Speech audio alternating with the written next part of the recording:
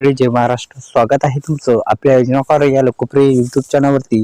जर तुम्ही प्रधानमंत्री किसान महासन्मान निधी योजनेचे जर लाभधारी असाल तर ही बातमी तुमच्यासाठी आहे. एक सविस्तर बातमी आपण या व्हिडिओच्या माध्यमातून जाणून घेण्याचा प्रयत्न करणार आहोत. एकंदरीत पीएम किसान योजनेच्या माध्यमातून देण्यात येणाऱ्या 19व्या हप्त्यासंदर्भात मुख्य 3 कामे कोणकोणती करायची आहेत या संदर्भात सविस्तर बातमी आपण या व्हिडिओच्या माध्यमातून जाणून घेण्याचा प्रयत्न करणार आहोत. एकंदरीत प्रधानमंत्री किसान महासन्मान निधी योजनेच्या अंतर्गत जे लाभधारी असाल तर ही बातमी तुमच्यासाठी अत्यंत महत्त्वाची आहे. कारण की सध्या केंद्र सरकारने घोषणा केलेली आहे की आता जो हप्ता आहे तो हप्ता तुमच्या खात्यामध्ये येणार आहे आणि हा हप्ता येण्यापूर्वी तुम्हाला काही कामे सुद्धा करायची आहेत या संदर्भात सुद्धा आपण माहिती या व्हिडिओच्या माध्यमातून आपण जाणून घेण्याचा प्रयत्न करणार आहोत की 3 प्रमुख कामे कोणकोणती करायची आहेत या संदर्भात सविस्तर बातमी आपण या व्हिडिओच्या माध्यमातून जाणून घेण्याचा प्रयत्न करणार आहोत.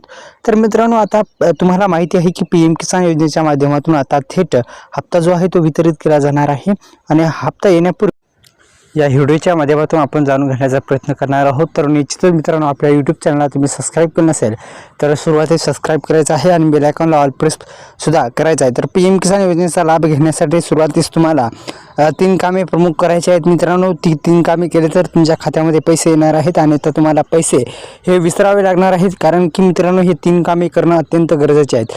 जर तुम्ही पीएम किसान योजनेचे लाभधारी असाल आणि या योजनेअंतर्गत लाभ घ्यायचा असेल, जर तुम्ही जमिनीची पडताळणी काम करणे आवश्यक आहे. म्हणजे निश्चितच मित्रांनो, आता आपण जाणून घेणार आहोत की कशा पद्धतीने जे हप्त्यासाठी कोणते 3 प्रमुख काम करायचे आहेत या संदर्भात थोडीशी माहिती आपण या व्हिडिओच्या माध्यमातून जाणून घेण्याचा प्रयत्न करणार आहोत.